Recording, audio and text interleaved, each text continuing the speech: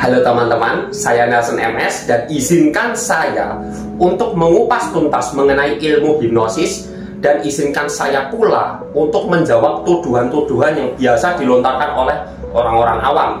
Tenang saja teman-teman, karena argumen-argumen orang awam yang tidak benar adanya tentang ilmu hipnosis itu sudah saya catat di dalam sini. Jadi pertama-tama kita perlu ketahui terlebih dahulu teman-teman bahwa hipnosis dengan hipnotis itu merupakan kedua hal yang berbeda, yang mana hipnotis itu merupakan pelaku dari hipnosis, sedangkan hipnosis itu merupakan seni komunikasi untuk mempengaruhi orang lain.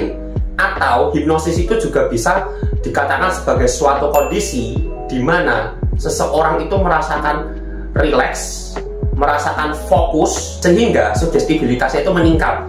Dan siapa yang membuat dia rileks dan dia fokus, itu tentunya adalah hipnotis ya. Jadi hipnosis itu adalah prosesnya, hipnotis itu adalah pelakunya. Jadi kalau ada teman-teman yang masih suka mengatakan bahwa aku mau dihipnotis, aku penasaran rasanya belajar hipnotis itu gimana, sebenarnya itu kurang tepat ya teman-teman, karena hipnotis itu adalah pelaku hipnosis. Jadi yang benar itu aku ingin merasakan proses hipnosis atau aku ingin mempelajari proses hipnosis, itu baru tepat teman-teman. Banyak orang yang masih suka mengatakan bahwa hipnosis itu sama dengan dendam, hipnosis itu kuasa gelap, dan hipnosis itu memakai kekuatan supranatural. Dan bahkan ada orang yang mengatakan bahwa hipnosis itu merupakan penipuan. Lantas apakah benar demikian bahwa hipnosis itu penipuan dan hipnosis itu merupakan kekuatan supranatural, kekuatan gaib dan gendam sebagainya? Mari kita bahas. Yang pertama-tama kita perlu ketahui terlebih dahulu bahwa prosedur dari hipnosis itu adalah seorang subjek atau seorang subjek alias orang yang dihipnosis itu perlu ada kesepakatan terlebih dahulu dengan hipnotisnya alias dengan pelaku hipnosisnya. Dari sini saja sudah berbeda teman-teman, yang mana kalau gendam itu kemungkinan tidak menggunakan prosedur. Ya kan nggak mungkin dong ada orang yang kamu nanti jam 12 malam mau tak kirimin santet ini biar kamu rasa pro, kan nggak mungkin ya teman-teman kalau seperti itu. Tapi kalau hipnosis itu berbeda. Kalau hipnosis itu bisa di briefing dulu, kamu nanti mau tak hipnosis, kamu mau tak hipnosis, kamu harus bersedia ya, yang penting kamu nurut aja sama omonganku. Nah, dari situ aja sebenarnya sudah berbeda teman-teman dari aspek prosedur. Terus kalau hipnosis itu sama sekali tidak pakai ritual-ritual apapun teman-teman. Sedangkan kalau gendam itu pakai ritual-ritual macam-macam. Misal kayak disuruh baca doa dulu, disuruh puasa 7 hari dulu mungkin atau mungkin disuruh mandi kembang dulu. Tentunya ini sudah berbeda jauh sekali ya teman-teman antara hipnosis dengan gendam. Jadi kita tidak perlu menyamakan lagi. Terus kalau hipnosis itu sama sekali tidak memakai kodam ya teman-teman. Sedangkan kalau gendam atau ilmu hitam atau kuasa gelap itu masih pakai kodam. Nah lalu apakah perbedaannya hipnosis dengan penipuan? Apakah orang-orang yang tertipu itu merupakan orang-orang korban hipnosis? Tentunya sama sekali tidak teman-teman. Biasanya orang-orang Indonesia ini suka mengambing hitamkan hipnosis. Padahal sebenarnya itu bukan hipnosis teman-teman. Itu orang-orang yang tertipu, itu memang mereka itu filter mentalnya saja yang kebuka atau critical areanya saja yang terbuka.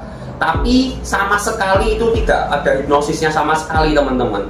Ya sama sekali tidak ada hipnosisnya. Karena kalau ada hipnosis ya berarti harus pakai prosedur kan gitu. Nggak mungkin ya orang-orang yang sebagai korban penipuan itu sebelumnya itu sudah di briefing dulu sama perampoknya, kan nggak mungkin ya teman-teman. Terus kalau hipnosis itu juga memasukkan sugesti pada subjek, berbeda dengan penipuan, yang mana kalau penipuan itu bukan memasukkan sugesti, lebih tepatnya korban itu digiring, diarahkan, dan korbannya ini mungkin juga kebetulan ini terlalu polos ya teman-teman, sehingga korbannya itu mudah termakan oleh omongan, ya mudah termakan oleh omongan. Dan akhirnya si korban ini tuh mau-mau saja untuk seperti misalnya menyerahkan uang atau menyerahkan ATM atau menyerahkan apapun. Jadi sebenarnya dari sini saja sudah sangat berbeda ya teman-teman antara hipnosis dengan penipuan. Jadi kita tidak usah mengambing hitamkan lagi terkait hipnosis dan penipuan. Lalu saya akan membahas terkait fakta-fakta hipnosis. Sekaligus saya juga akan menjawab tuduhan-tuduhan yang biasa dilontarkan oleh orang-orang awam. Ya. Tujuan yang pertama, Ada orang yang berpikir bahwa kalau dihipnosis itu nanti bakal dikuasai pikirannya. Faktanya tidak, teman-teman. Faktanya hipnosis itu bukanlah penguasaan pikiran, teman-teman. Karena apa? Karena orang yang dihipnosis itu harus bersedia dulu untuk dihipnosis oleh hipnotisnya. Jadi kalau dirinya sendiri sudah tidak bersedia, ya nggak bisa, teman-teman. Jadi untuk teman-teman di luar sana yang masih suka ketakutan, aduh nanti kalau aku dihipnosis atau kalau aku di hipnoterapi nanti rahasiaku dibuka-buka, nanti masalahku dibongkar-bongkar, ini kehidupan pribadiku dibongkar-bongkar. Itu nggak seperti itu ya, teman-teman, nggak semudah itu. Kalau orang yang dihipnosis mau menolak itu juga bisa, teman-teman, ya, bahkan bisa tuh pakai banget, teman-teman. Dan ada juga orang yang takut untuk dipermalukan atau takut untuk melanggar norma agama dan norma masyarakat. Itu juga tidak benar ya, teman-teman, karena setiap dari kita tuh punya yang namanya belief system, teman-teman. Jadi kalau kita dihipnosis tapi orangnya itu saja sudah tidak punya niat untuk melakukan apa yang disugestikan tersebut, ya itu juga nggak bisa, teman-teman. Lalu tuduhan yang kedua adalah hipnosis itu pakai kekuatan supranatural. Nah ini, teman-teman, ini juga istilahnya tuh banyak orang-orang yang menganggap hal-hal demikian, teman-teman. Faktanya tidak, teman-teman. Hipnosis itu bukan kekuatan supranatural, teman-teman. Ya, hipnosis itu bukan bentuk kekuatan supranatural dan sama sekali nggak pakai kekuatan supranatural. Hipnosis itu hanyalah suatu keadaan fokus dan rileks yang mana nanti orang tersebut bisa dimasuki sugesti, teman-teman. Jadi tidak pakai kekuatan supranatural, tidak pakai juga yang namanya ritual-ritual yang macam-macam itu ya, teman-teman. Yang ketiga, mungkin ada juga orang yang berargumen hanya orang lemah atau orang bodoh yang terkena hipnosis. Nah ini juga nggak benar, teman-teman, ya. Kalau ada orang mengatakan bahwa hanyalah orang lemah atau hanyalah orang bodoh yang bisa dihipnosis, aku sekarang mau minta datanya dari mana? Justru ya, teman-teman, justru orang yang dihipnosis itu merupakan orang yang memahami bahasa verbal, teman-teman. Jadi kalau misalnya ada orang ya, teman-teman, orang yang tidak memahami bahasa verbal, yang memiliki gangguan kejiwaan, itu justru mereka malah nggak bisa dihipnosis, teman-teman. Tapi orang yang memahami bahasa verbal, itu justru dia malah bisa, teman-teman, untuk dihipnosis. Jadi hentikan ya, teman-teman, pemikiran-pemikiran yang masih suka mengatakan kalau hanya orang bodoh atau hanya orang lemah yang bisa dihipnosis. Itu salah besar, teman-teman. Terus ada juga orang yang bertanya, apakah hipnosis itu punya dampak panjang? Atau mungkin juga ada orang yang berargumen seperti ini, teman-teman, hipnosis itu punya dampak negatif jangka panjang. Nah ini benar apa enggak sih, teman-teman? Jawabannya adalah sama sekali tidak benar, teman-teman, ya. Sama sekali tidak benar. Hipnosis punya dampak negatif yang panjang. Itu sekarang gitulah, teman-teman, aku mau tanya, dampaknya apa coba, teman-teman? Dan datanya dari mana, ya? Justru ya, teman-teman, orang yang dihipnosis, misal kayak hipnoterapi, itu malah dia punya keuntungan, teman-teman. Dia malah bisa berubah perilakunya dari yang tadinya negatif menjadi positif. Misal yang dari awalnya kecanduan, itu malah jadi nggak kecanduan alias bisa mengendalikan diri. Atau yang dari pemalas, itu malah bisa jadi rajin, teman-teman. Ya sesuai dengan kesepakatan antara suyek atau antara klien dengan hipnotisnya atau hipnoterapisnya, teman-teman. Nah lalu bagaimana orang-orang yang di TV-TV itu yang hipnosisnya itu entertain, misal kayak jadi badut, jadi ayam atau melihat artis, itu gimana itu? Kan itu kan kesannya kan kayak dipermainkan ya, itu gimana tuh? Nah begini, teman-teman, orang-orang yang dihipnosis tapi hipnosisnya untuk entertain, teman-teman, itu sebenarnya ya, teman-teman, itu sugestinya itu tidak akan bertahan lama, teman-teman. Itu hanya bertahan beberapa jam saja, teman-teman. Karena apa? Itu tuh mereka itu tidak punya keinginan untuk dipermanenkan, teman-teman. Pasti dong, kan pasti nggak ada orang yang pengen dipermanenkan. Misal kayak setiap kali duduk di kursi entah mengapa rasanya lengket sekali pantatnya, kan nggak mungkin toh, teman-teman. Ada orang yang mau dipermanenkan untuk disugesti seperti itu, kan nggak mungkin, teman-teman. Nah tapi kalau begini, apakah dampak dari hipnoterapi itu nggak bisa permanen? Nih berarti apakah orang-orang di hipnoterapi itu nanti beberapa jam kemudian akan balik ke perilaku asalnya nih? Tentunya tidak teman-teman, karena kalau hipnoterapi itu memang suyatnya sendiri yang ingin untuk dipermanenkan.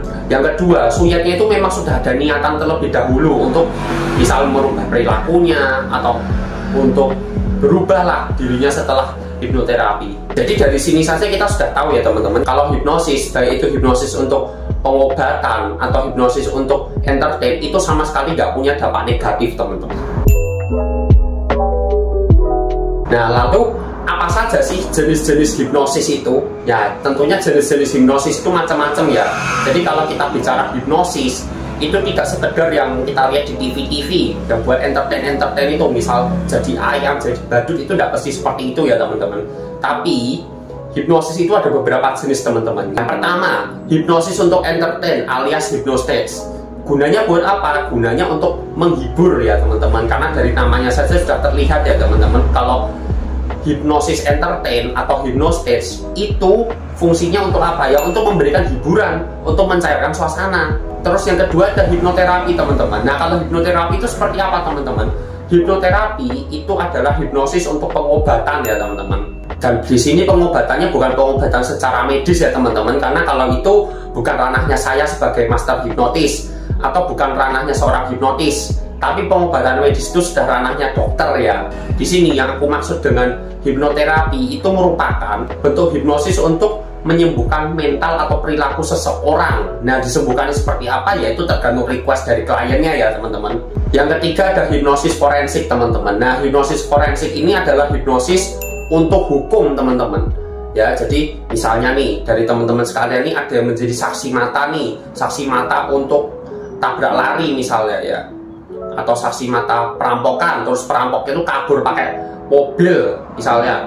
Nah, teman-teman kan kalau pakai alam sadar disuruh mengingat-ingat plat nomornya itu kan pasti nggak ingat ya teman-teman. Tapi kalau di hipnoforensik teman-teman, itu teman-teman bisa itu nanti ingatannya dibawa ke kejadian kejahatannya itu, terus teman-teman bisa tuh nanti misalnya bacain plat nomornya itu berapa, dan untuk melacak tuh bisa teman-teman. Jadi itu teman-teman hipnosis forensik. Jadi sekian teman-teman mengenai penjelasan tentang ilmu hipnosis dan menjawab tuduhan-tuduhan orang awam mengenai hipnosis teman-teman. Jangan lupa untuk like, komen yang positif, share dan subscribe channel ini supaya semakin banyak orang lagi yang mengetahui tentang kebenaran hipnosis. Follow juga Instagram aku dan TikTok aku @nelsonms supaya tidak tertinggal info-info mengenai konten-konten berikutnya.